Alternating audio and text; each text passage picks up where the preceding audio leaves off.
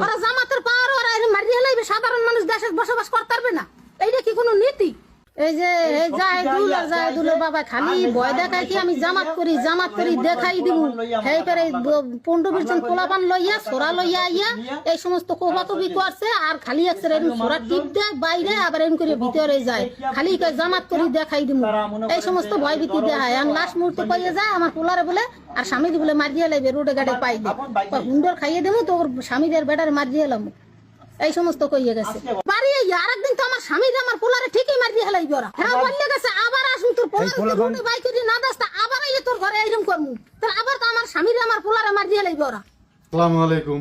আপনারা যে একটা ভিডিও দেখলেন, দেখুন গ্রামগঞ্জের সাধারণ জনগণদের যারা ওদেরকে এই জামাতে ইসলামের নেতাকর্মীরা অনারকল হুমকি দিয়ে যাচ্ছে।